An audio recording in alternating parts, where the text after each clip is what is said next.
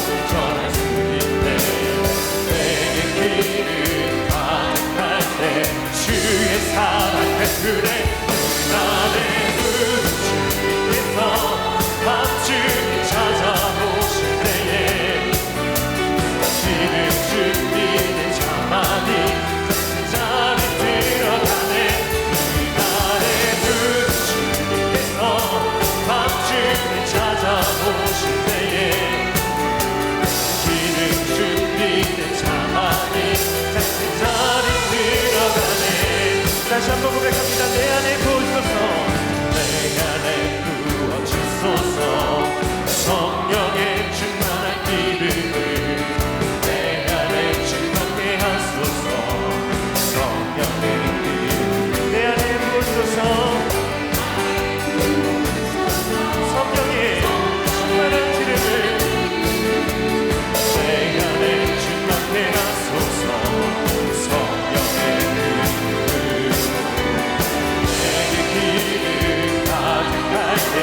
주의 복음 전할 수 있네. 내게 길을 가득할 때 주의 사랑을 그래. 그날의 주께서 밤중에 찾아오실 때에 기름 준비된 자만이 잔치자리 들어가네.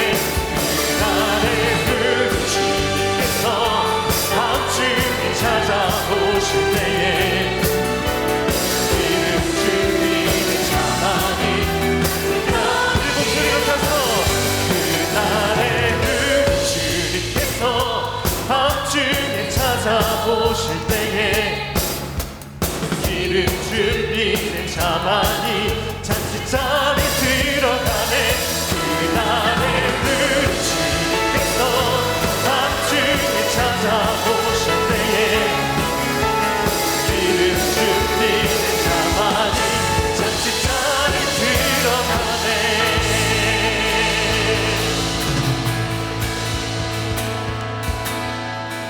예수 우리들의 밝은 빛 은혜와 긍휼을 베푸시는 주 그의 길을 따라가는 주의 자녀들에게 항상 밝은 빛을 비추시네.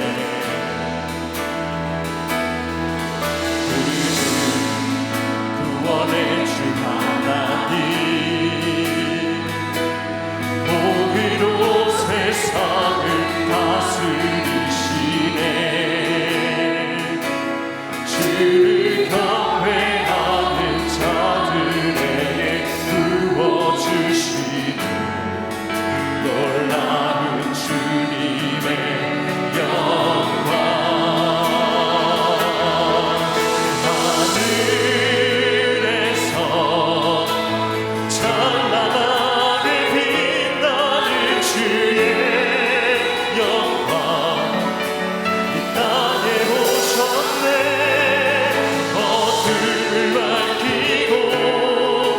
새 생명 주시네 영원히 빛나는 나의 예수님 높이 영광과 찬양 받으시길 이를 경배합니다. 슬픔을 거두고 내게 자유 주시네 기쁨의 노래를 영원한 나의 예수께 예수 우리들의 밝은 빛 예수 우리들의 밝은 빛 그대와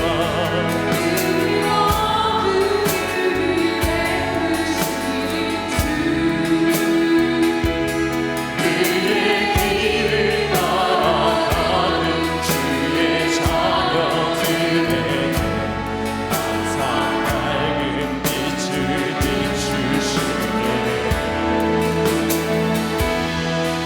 그는 구원의 주 하나님 공의로 세상을 다스리시네 주를 경외하는 자들에게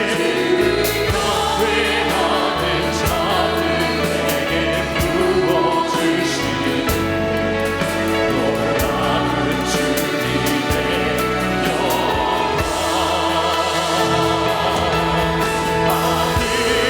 하늘에서 찬란하게 빛나는 주의 영광 땅에 오셨네 어둠을 밝히고 새 생명 주시네 영원히 빛나는 나의 예수님 높이 영광과 찬양 받으시길 이름 나 경배합니다. 슬픔을 거두고 내게 자유 주시네 기쁨의 노래를 영원한 나의 예수의 하늘에서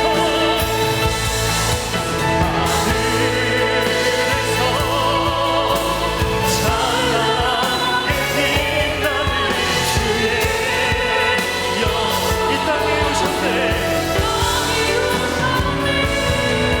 어둠을 밝히고 새 생명 주시네 영원히 빛나는 나의 예수님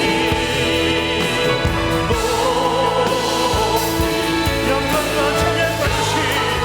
찬양 받으시길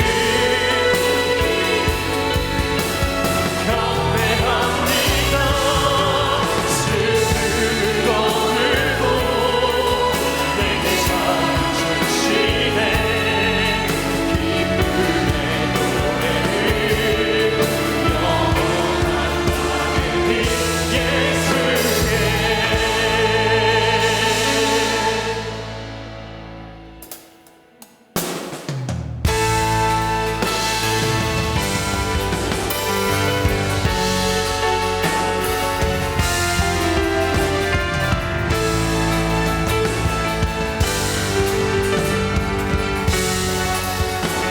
고백하며 교회여 일어나라 교회여 일어나라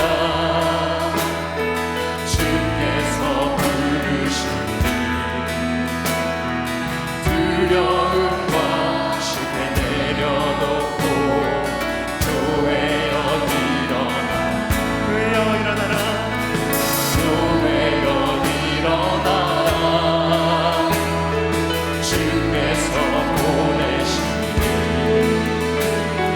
우리 부르신 새 자리에서 교회여 일어나라 우리 새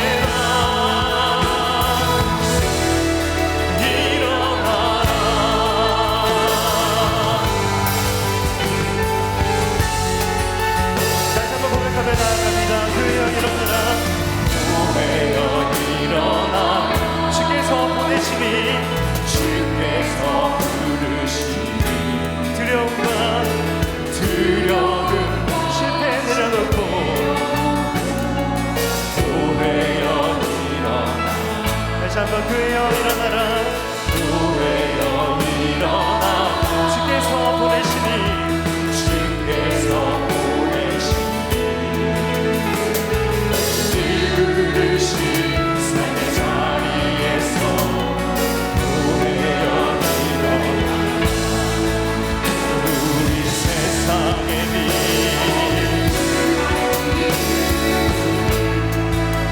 주를 나타내는 주의 교회 통해 세상이 주를 보리라 일어나라 아버지 사랑으로 아버지 능력으로 서로 하나 되어 비추라 노래하라 아버지의 사랑을 아버지의 크심을 이 삶의 노래로 주님을 나타내라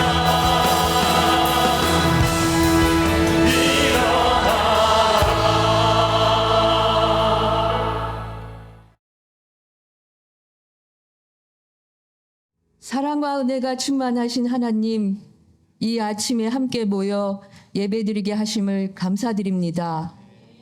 먼 외국에서 아름다운 교회와 가족과 같은 성도들을 만나게 하심도 감사드립니다. 어려운 이민 생활 속에서도 여기까지 주님 인도하여 주시니 감사합니다. 저희들은 나약하고 순진하여 자꾸 넘어지고 실망합니다. 그렇지만 인생 끝나는 날까지 믿음 변하지 않고 지킬 수 있게 주님 손잡아 주시옵소서. 모든 성도님들의 참여와 열심으로 준비한 선교 바자회를 잘 마치게 하여 주심에 감사드립니다. 우리 모두의 마음과 정성이 모인 선교 기금이 하나님을 알지 못하는 많은 영혼들을 살리는 일에 잘 쓰여지기를 기도합니다. 또한 준비하는 선교팀에도 잘 계획되고 훈련하여 준비된 자들로 양성되어서 많은 추수를 하고 돌아올 수 있도록 하나님 인도하여 주시옵소서. 사랑의 하나님, 각 가정을 위해 기도합니다. 각 가정의 제사장인 우리 아버지들에게 강건한 믿음과 지혜와 용기를 주셔서 훌륭한 제사장으로 세워 주시옵소서. 일터에서는 좋은 만남의 복을 주셔서 나날이 발전하는 즐거운 일터가 되게 하시고, 가정에서도 하나님이 주신 자녀들이 그들의 달란트를 잘 개발할 수 있도록 기다려주고 존중하고 인정해 주려는 넓은 마음을 주시옵소서. 아내들도 남편을 격려하고 잘 돕는 배필로 그리스도의 향기가 나는 아름다운 가정이 되게 하옵소서. 그리하여 가정이 올바로 서고 사회가 올바로 서는 더욱 성숙한 뉴질랜드가 되게 하옵소서. 조국 대한민국도 가정과 사회와 정치와 경제가 올바로 서서 더욱 발전할 수 있도록 축복하여 주시옵소서. 오늘 목사님이 주시는 설교 말씀을 통하여 새로운 한 주를 시작하는 시원한 생명수가 되고 저희가 거듭나는 시간이 되길 소원하오며 우리를 구원하신 예수님의 이름으로 기도드립니다. 아멘. 이제 회의들이 다가옵니다. 다음 주 주일 당회와 우리 사역원장님들 회의하도록 하겠습니다. 4월 첫째 주는 정기당회 장로님들 회의하겠습니다. 4월 둘째 주는 저희 교회 정기 재직회입니다. 우리 재직들 모여서 회의하도록 하겠습니다. 지난주 주일에 새가족 환영회가 있었는데요. 우리 참석해 주신 모든 새가족분들 감사드리고요. 새가족 환영회 준비해 주신 모든 분들 정말 수고가 많으셨습니다. 자, 부활절 예배 때 세례, 입교, 유아 세례 받기 원하시는 분들은 저에게 말씀해 주시고요. 혹시 제가 부담스러워서 말씀 못 하시면은 사무실에 말씀해 주시기를 부탁드리겠습니다. 오늘 저녁에 존 메가더 성경 공부 있고요. 이번 주 화요일에도 어성경 성경 공부가 있습니다. 오늘 오후 2시에 허부장 모임이 있습니다. 큰 이변이 있지 않는 이상은 매달 셋째 주 주일에 항상 허부장 모임 하도록 하겠습니다.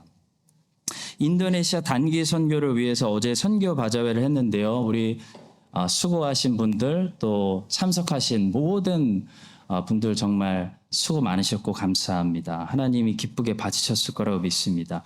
물품들이 조금 많이 남았습니다. 옷 같은 것들. 그래서 이제 프리로 나눠준다고 합니다. 그래서 예배 끝나시고 식사하시면서 밖에 물품들이 있으니까 한번 보시고 가져가셔도 되겠습니다.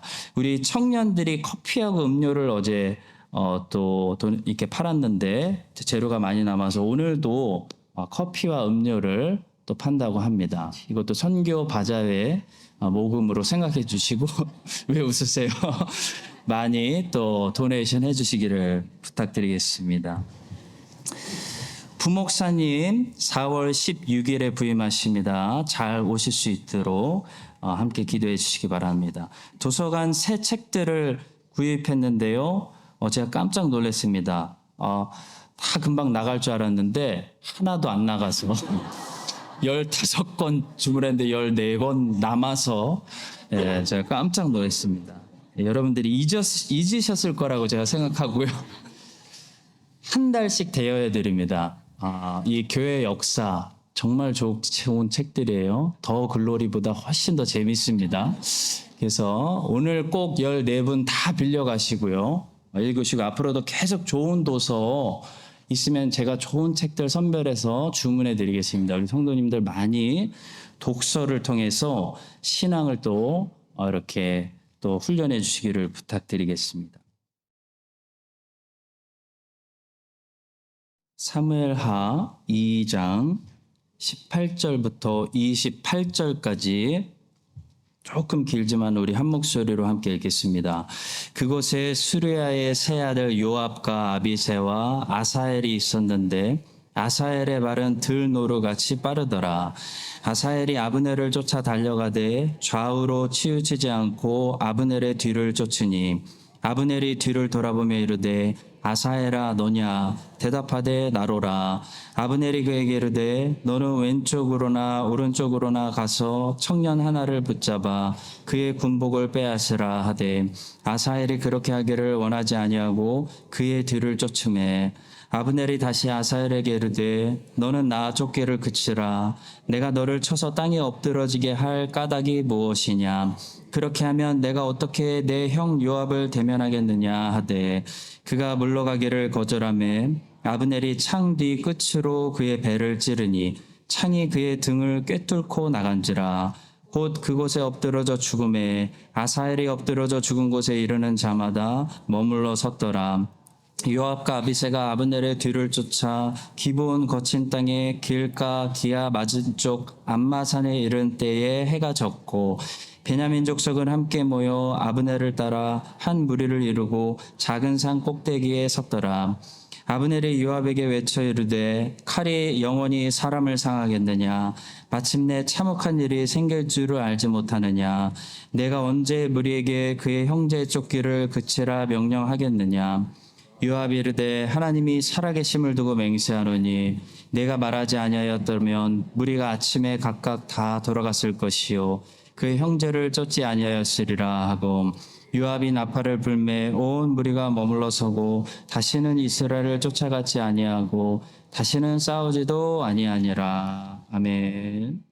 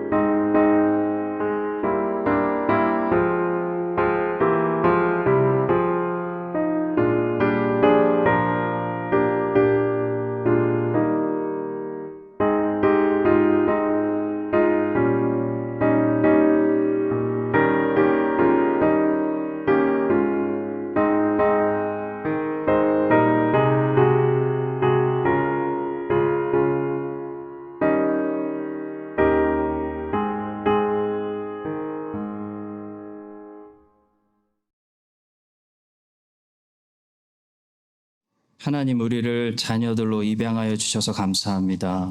이제는 하나님을 아빠 아버지라고 부르며 예수 그리스도의 길을 통해 하나님 아빠 아버지께 언제든지 나와서 눈물도 흘리고 때도 쓰고 또 투덜투덜하고 우리의 것을 다 공감하신 하나님께 내려놓게 하심을 감사합니다. 하나님 주의 백성들은 이 땅에서 야곱과 같이 하나님 속임을 당하고 미움을 당하고 나그네처럼 살고 지팡이를 살고 의지하며 또 돌베개를 베고 자는 삶을 살아가게 됩니다. 주님, 그래도 우리가 벌거벗지 아니하고 굶지 아니하고 좋은 것으로 기름진 것으로 주시는 하나님을 기억하고 주의 백성들이 모여 예물을 드리며 하나님을 예배하오니 주님이 믿음과 순종의 고백을 주님 받아 주시옵소서. 주님, 온 교회가 하나 되어 선교바자회를 하게 해주심을 감사합니다. 주님, 선교하는 마음으로 우리가 하나 되게 하여 주시고 우리도 힘들지만 우리보다 더 힘든 사람들을 잘 돌보고 또 예수님을 모르는 사람들에게 복음을 전도하는 일에 우리 교회가 잘 쓰임받는 그런 삶이 되게 하여 주시옵소서. 성가대가 하나님을 찬양합니다.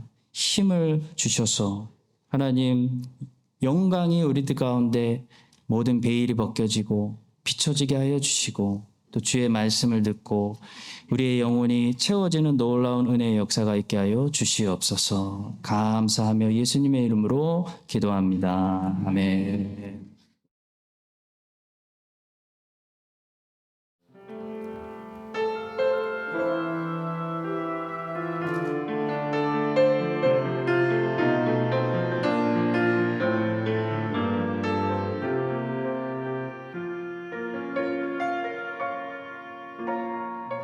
나를 깊은 어둠 속에 홀로 두시는지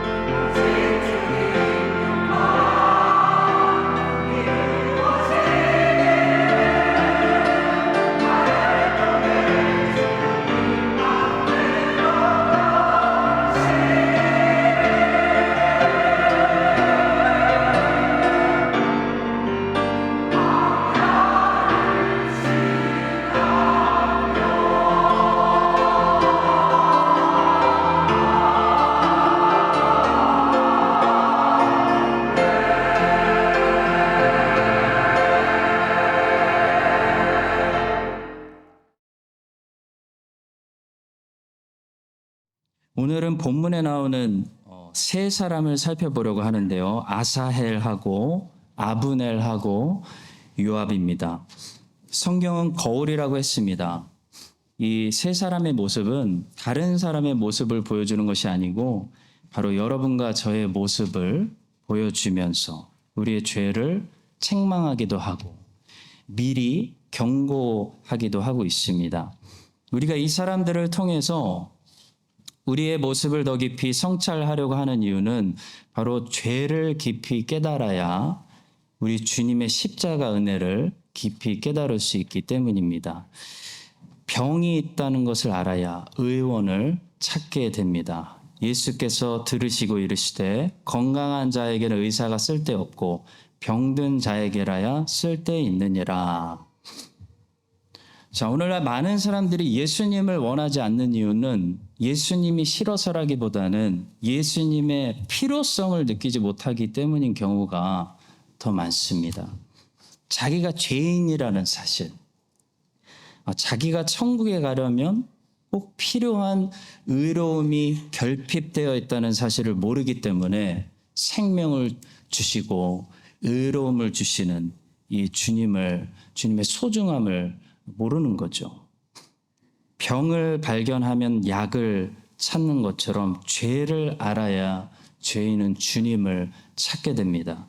이 사순절에 우리가 주님의 십자가 은혜를 깊이 이해하려면 먼저 우리의 죄가 무엇인지를 깊이 깨달아야 합니다.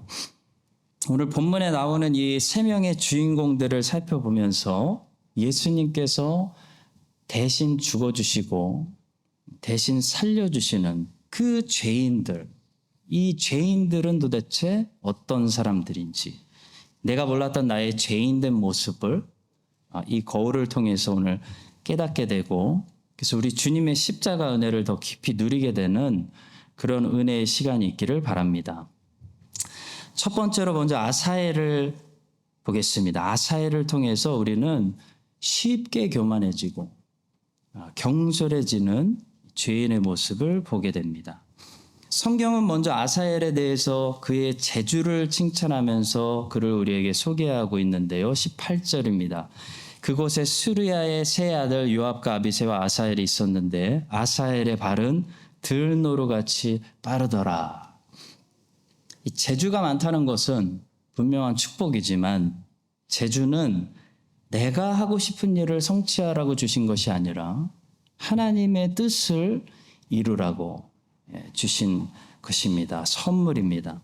그래서 재주를 하나님이 원하시는 일에 사용하지 않으면 그 재주 때문에 인간은 더 악해질 수 있고 더 빨리 멸망의 길로 갈 수 있게 됩니다.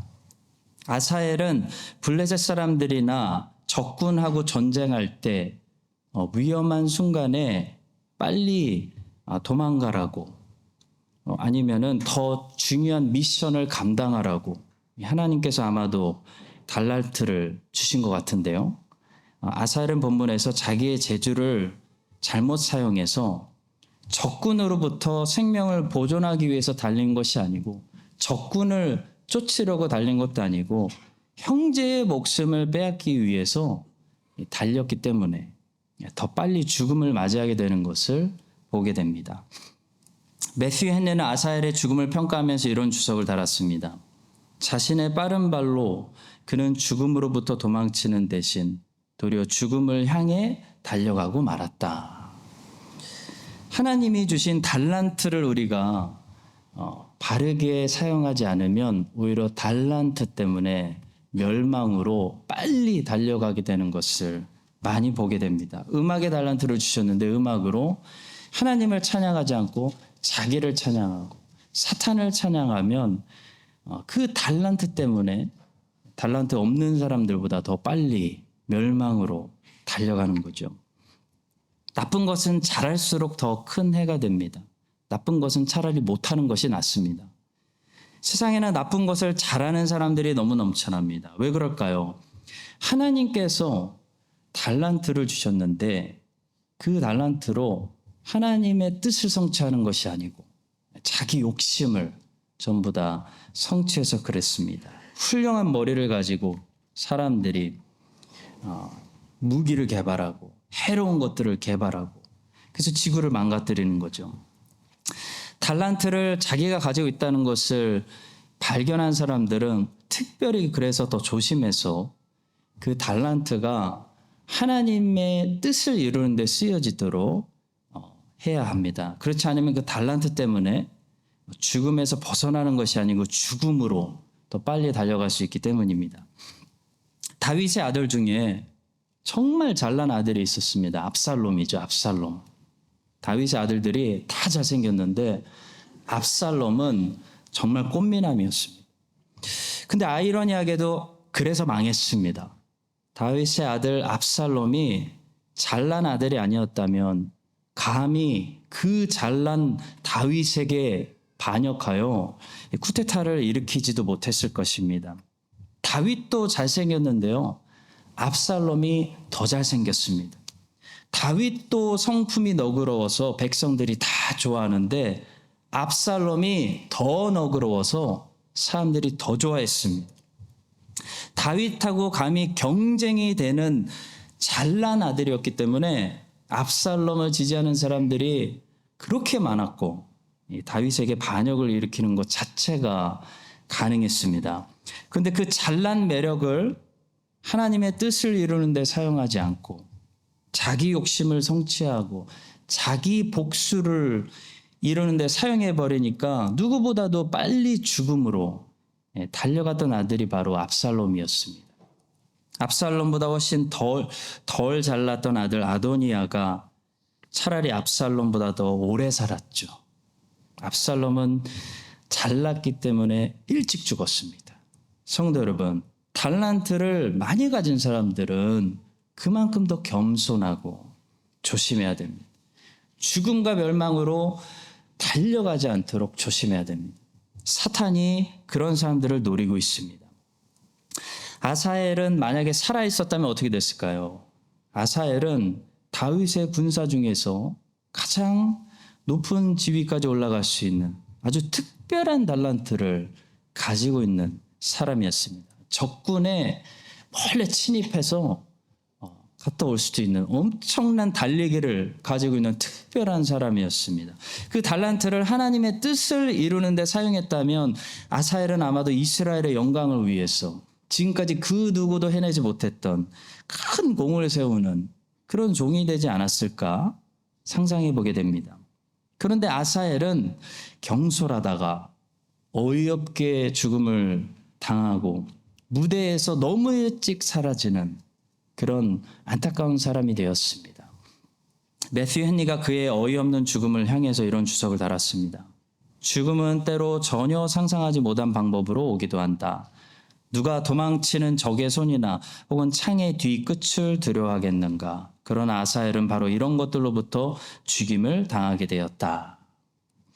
아사엘은 자기가 도망치다가 싸움이 불리할 때 전사한 사람이 아닙니다, 여러분.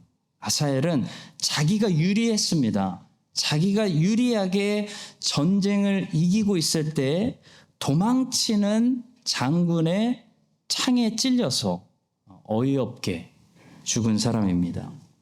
아사엘은 날카로운 창의 그 앞부분에 찔려 죽지도 않았습니다. 아사엘은 사람들이 두려워하지 않는 창의 뒷부분으로 찔려서 죽었습니다. 여러분, 아사엘의 죽음이 우리에게 무엇을 경고하고 있다고 생각하시나요?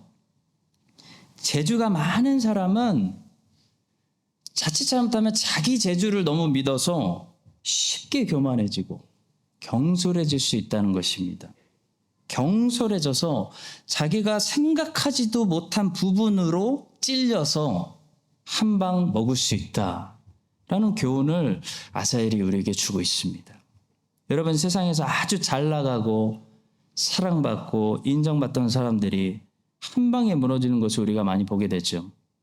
경솔히 살다가 전혀 생각지도 못한 것에 찔려서 한 방에 무너질 수 있는 것이 연약한 사람의 인생입니다.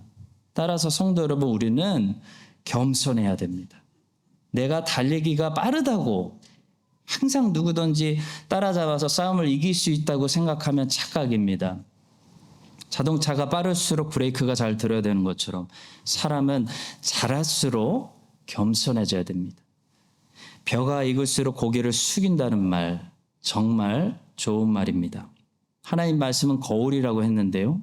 이 아사엘의 죽음을 대해서 이야기를 우리가 들으면서 우리는 쉽게 교만해지, 금방 경솔해져서 내가 대단하다고 생각해서 조심하지 않다가 아무것도 아닌 것에 창 뒤로 한 방에 도망가는 그 장수에게 한 방에 무릎을 꿇고 마는 그런 우리 안에 그런 연약한 모습이 있다는 것을 알아야 됩니다. 예수 그리스도께서는 이런 경솔한 사람들, 쉽게 자기가 잘났는 줄 알고 착각하고 교만해지는 사람들을 위해서 십자가에 못 박히셨습니다. 베드로 얼마나 경솔한 제자였나요? 조금만 주님의 파워를 경험했다고 해서, 조금만 주님을 따르는 사람들이 막 많아졌다고 해서 자기도 대단한 사람이 되었다고 생각하고 다른 사람들 다 줄을 버려도 나는 대단한 제자이기 때문에 주님 버리는 일 없을 것입니다 라는 말을 했다가 어린 소녀가요, 당신도 아저씨도 갈릴리 사람이네요 라는 그 한마디, 예수님을 3번 부인하는 아사엘처럼 방심하고 달려가다가 창의 뒤끝으로 배가 뚫려버리는 그런 일을 당하게 된 것이죠.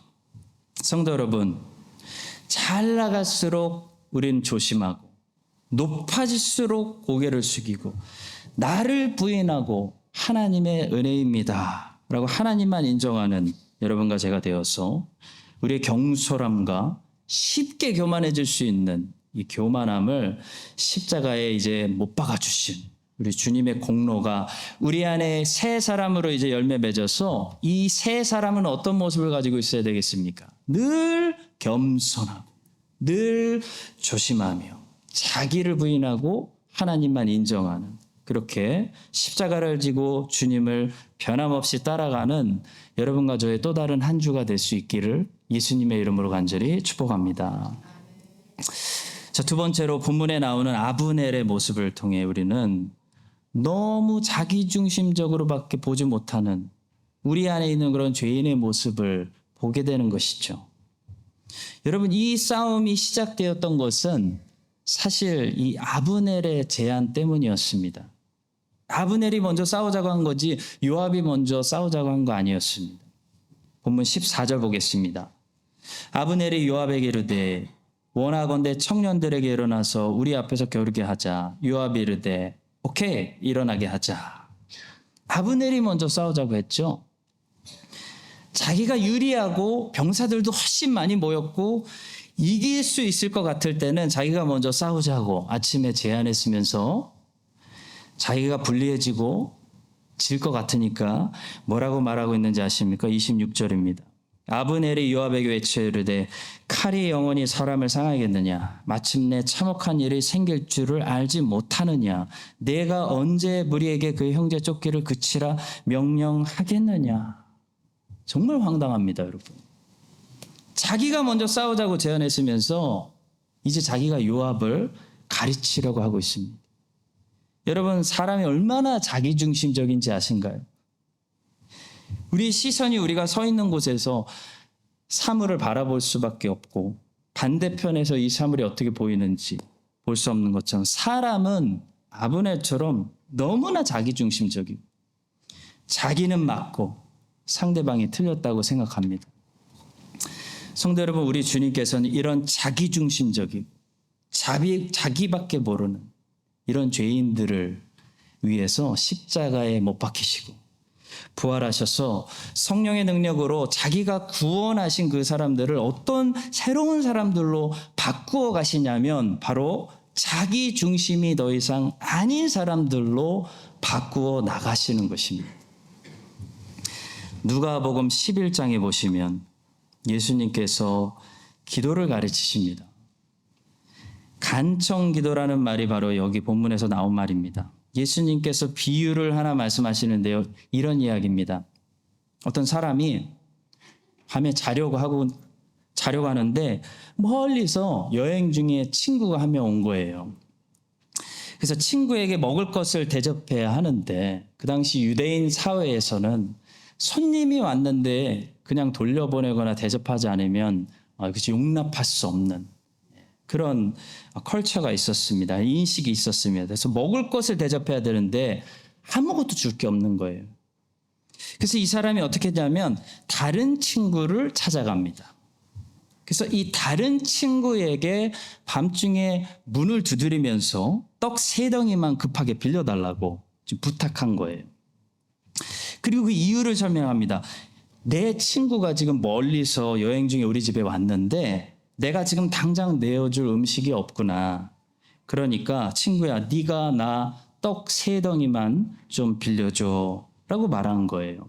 자, 그랬더니 이 부탁을 받은 친구가 당연히 뭐라고 했겠어요? 지금 밤이라서 이미 문도 닫았고 내 애들도 이미 침실에 누워 있어서 내가 일어나서 이 밤중에 너에게 미안하지만 아무것도 못 주겠어. 야, 이놈아, 걔만 친구고 나는 친구 아니냐? 대충 이렇게 얘기한 거예요. 자, 예수님이 말씀하신 비유입니다. 실화가 아니라 비유는 교훈을 주기 위해서 만들어내신 이야기예요. 그래서 비유는 해석이 중요한데 우리 주님께서는 모든 사람들에게 이 비유를 해석을 주신 것이 아니라 제자들에게 곧바로 해석을 주셨는데 여러분과 저도 제자이기 때문에 성령으로 감동으로 제자들이 사도들이 기록해서 그 해석을 통해 이게 무슨 교훈인지를 알 수 있도록 우리에게도 성경을 주셨습니다. 주님께서는 이 비유를 말씀하시고 딱 한 구절로 그 비유를 해석하시고 이런 주님이 뜻하신 바를 말씀하셨어요. 누가복음 11장 8절입니다. 내가 너희에게 말하노니 비록 벗됨으로 인하여서는 일어나서 주지 아니할지라도 그 간청함을 인하여 일어나 그 요구대로 주리라. 이게 무슨 말씀일까요? 여기에 간청함이라고 말씀하셔가지고 한국교회는 간청기도 혹은 강청기도 이런 말을 쓰기 시작했다고 합니다. 주님의 결론은 그것이에요. 관계 때문에 이 사람이 떡을 내어주는 것이 아니고 간청 때문에 떡을 내어줄 수도 있다. 기도해봐라. 이런 말씀이에요. 그래서 주님은 바로 이어서 주님이 하시고자 하신 말씀을 꺼내시는 거죠. 구하는 이마다 받을 것이요. 찾는 이는 찾아낼 것이요. 두드린 이에게는 열릴 것이니라. 너희 중에 아버지 된 자로서 누가 아들이 생선을 달라 하는데 생선 대신에 뱀을 주며 알을 달라 하는데 정갈을 주겠느냐. 너희가 악할지라도 좋은 것을 자식에게 줄 줄 알거든 하물며 너희 하늘 아버지께서 구하는 자에게 성령을 주시지 않겠느냐 말씀하셨어요. 그러니까 우리 주님께서는 이 비유에 나오는 사람이 친구라는 관계 때문에 떡을 얻는 것이 아니고 밤에 문을 두드리는 귀찮게 두드리는 그 끈질긴 간청 때문에 떡을 얻을 수 있었다면 너희들은 훨씬 더 좋은 관계도 가지고 있지 않느냐. 너희들은 하나님 아버지를 아빠 아버지라고 부를 수 있는 특권을 가진 하나님이 기뻐하시는 자녀들이 아니더냐. 그런데 너희들이 받지 못하는 것은 간청하지 않기 때문이다. 두드리지 않기 때문이다. 기도하지 않기 때문이다. 너희들이 기도하는데 떡 3덩이보다 더 좋은 것을 주지 않으시겠느냐. 이렇게 간청의 중요성에 대해서 주님이 가르치신 것이 분명합니다. 그런데 여러분, 한국 교회는 지금까지 여기까지만 생각해서 뭐만 할 줄 알았냐면 열심히 구하면 이제 문을 부숴라 끈질기게 두드리면 무조건 우리가 구하는 것을 다 주신다는 것까지 알았지. 무엇을 구해야 되는지, 누구를 위해 이렇게 끈질기게 문을 두드려야 되는지에 대해서 너무 약하게 배웠다는 거예요. 생각하지 않았다는 겁니다. 한국 사람들은 하여간 끈질긴 게 있잖아요. 열정이 있잖아요. 불이 있잖아요. 불. 우리는 하나님 앞에서도 내가 원하는 것을 딱 정해놓고 주실 때까지 40일 작정기도 100일 작전기도, 오죽하면 목사 되려면 나무 한 그루씩 뽑아야 된다는 말이 있을 정도예요, 여러분.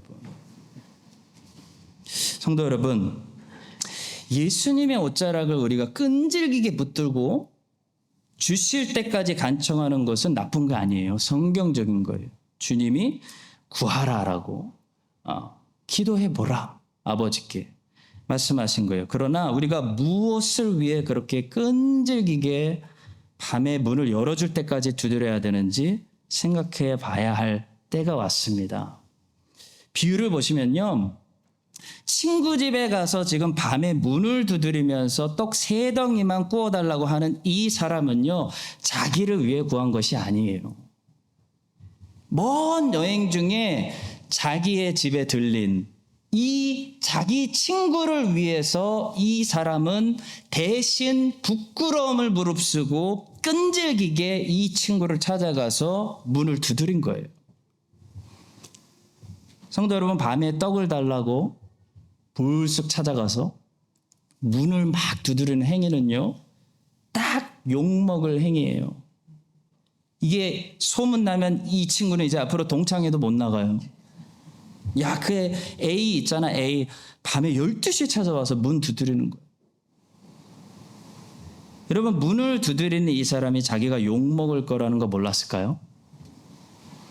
밤에 불쑥 찾아가서 떡을 달라고 친구의 문을 두드리고 애들도 다 깨우는 거, 이 행동이 굉장히 매너 없고 욕먹고 친구 관계 끊어질 수도 있는 부끄러운 행동이라는 거 이 사람이 몰랐을까요? 알았습니다. 감수한 거예요. 누구를 위해서 감수하는 거죠? 무엇을 무릅쓰고 이 행동을 하는 거죠? 내가 욕먹더라도, 내가 미친놈 소리 듣더라도 배고픈 내 친구, 이 친구 배불리게 하기 위해서 욕먹을 각오하고 미친 행동하는 겁니다. 우리 부모 되신 분들, 자기를 위해서는 미친 행동하기 힘들잖아요. 그렇죠? 근데 내가 부양하는 내 가족을 위해서는 우리는 이민 와서 비굴해져도 무슨 일이든지 할 수 있잖아요. 비슷한 겁니다. 성도 여러분, 예수님께서 진짜로 가르쳐 주시는 교훈이 뭐냐면, 나를 위해서가 아니라, 내 욕심을 위해서가 아니라, 내 소원을 위해서가 아니라 다른 사람들을 위해서, 다른 사람들의 회복과 행복을 위해서 하나님 앞에 이런 각오로 나아가서 간청하는 사람이 되어 달라는 것입니다. 모세가 그렇게 되었습니다. 모세는 이스라엘 백성들 황금 송아지 만들어서 하나님이 다 죽이자라고 말씀하실 때 이스라엘 백성들 하나님 용서하시지 않으시면 자기를 지옥에 보내달라고 그랬어요. 하나님과 싸운 거예요. 여러분, 모세는 자기를 위해서 싸운 적이 없습니다. 하나님께. 하나님, 제가 가나안 땅 저도 꼭 가고 싶어요. 너 다시는 그 기도에 대해서 나에게 기도하지 마 라고 하셨을 때 모세는 다시는 기도하지 않습니다. 예, 알겠습니다. 근데 하나님이 이스라엘 백성들 황금 송아지 만들어 놓고, 모세야, 내가 얘네들 다 죽이고 너부터 다시 시작하자 라고 했을 때 모세가 40일 금식 기도합니다. 여러분, 이게 어떻게 보면 단식 투쟁이에요. 나를 죽이든지 이스라엘 백성들 용서하세요. 이스라엘 백성들 살려주세요. 하나님 문 40일 동안 열어주실 때까지 두드리는 것이 모세였어요. 성도 여러분, 예수님께서 이런 자기중심적인 아브넬 같은 우리들을 위해서 십자가에 못 박히신 거예요. 그리고 부활하시면서 이제는 우리를 새로운 사람들로, 보라 새 피조물이다, 새로운 내 백성이야 라고 만드시는데, 이 새로운 사람들 어떤 사람들일까요? 내 욕심을 위해서, 내 자녀 위해서 산에 올라가서 나무 뽑는 사람들 아니에요. 저 영혼을 위해서, 이 나라를 위해서, 이 백성을 위해서, 우리 교회를 위해서 산에 올라가서 나무 뽑는 사람이에요. 하나님과 대결하는 씨름하는 사람입니다. 이 사실을 기억하시고 여러분과 제가 예수를 더 믿으면서 자기 중심에서 벗어나서 나에게서 참된 자유를 누리고 마음껏 하나님 사랑하시는 다른 사람들을 행복하게 해주는 그런 주님이 기뻐하시는 새 삶을 한 주간도 살아가시기를 예수님의 이름으로 축원합니다. 마지막 세 번째입니다. 요압의 모습을 통해서 우리는 우리 안에 있는 이 미성숙한 이 죄인의 모습을 발견하게 됩니다. 여러분, 이 전쟁은 결과적으로 양쪽 군대에 하나도 유익이 없었고 피해만 남기는 그런 후회스러운 전쟁이 되었습니다. 사울의 군대에서는 360명이 전사했고 다윗의 군대에서는 19명이 전사하고 아사헬이 안타깝게 너무 빨리 갔습니다. 너무 후회스러운 이 결과를 양쪽이 다 경험하면서 이제 이게 누구 탓이냐를 가지고 따지고 있는 거예요. 요압은 이게 다 아브넬 때문이다. 아브넬 때문이야. 라고 말하고 있습니다. 27절을 보시기 바랍니다. 요압이 이르되 하나님이 살아계심을 두고 맹세하노니 네가 말하지 아니하였다면 무리가 아침에 각각 다 돌아갔을 것이요 그의 형제를 쫓지 아니하였으리라. 요압은 하나님 살아계심을 두고 맹세까지 하고 있어요. 이 전쟁 왜 시작됐냐면 네가 아침에 싸우자고 말해가지고 너만 말하지 않았더라면 전쟁 안 했을 텐데 지금 이 얘기를 하고 있는 거예요. 성도 여러분, 미성숙한 사람들이 공통점이 있는데요. 누가 먼저 잘못을 했는지를 따진다는 것입니다. 근데 성도 여러분, 상대방이 잘못을 하더라도 다윗처럼 이런 전쟁에 나가지 말고 나는 잘못하지 말아야 되는 것이지 같이 잘못해 놓고서 누가 먼저 잘못을 했는지 따지는 것은요, 애들이나 하는 그런 미성숙한 행동이라는 거예요. 다 함께 컨닝해 놓고 제가 먼저 컨닝하기 시작했어요, 선생님. 그럼 선생님이 봐주시겠습니까? 똑같이 혼나는 거죠. 만약에 하나님께서 누가 먼저 잘못했는지를 기준으로 판단하신다면 아담은 벌받지 말아야 돼요. 하와만 벌받아야 됩니다, 여러분. 성경은 분명히 얘기해요. 하와가 유혹을 받아서 먼저 죄를 졌다고. 근데 성경은 아담과 하와가 같이 벌받았다고 말씀합니다. 왜냐하면 아담과 하와 모두 하나님 말씀을 어겼기 때문입니다. R.C. 스프롤 목사님은 많은 사람들이 차일디시와 차일드라이크를 혼돈하고 있다고 말했습니다. 차일디시는 미성숙한 모습입니다. 차일드라이크는 우리 주님께서 말씀하신 어린아이와 같은 모습입니다. 우리 주님께서는 어린아이들과 같이 되라고 말씀하셨습니다. 그때 그 의미는 미성숙하라는 의미가 아닙니다, 여러분. 그 의미는 어린아이가 부모를 100% 신뢰하고 엄마 아빠 말을 무조건 믿고 신뢰하는 것 같이 하나님 아빠 아버지의 말을 의심하지 말고 무조건 신뢰하라는 말씀이죠. 마가복음 10장 15절의 말씀입니다. 내가 진실로 너희에게 이르노니 누구든지 하나님의 나라를 어린아이와 같이 받들지 않는 자는 결단코 그곳에 들어가지 못하리라. 어린아이가 가지고 있는 믿음, 아빠 말이 맞아, 아빠 말대로 하면 돼 하는 그 믿음이 없으면 아무도 천국에 못 간다는 거예요.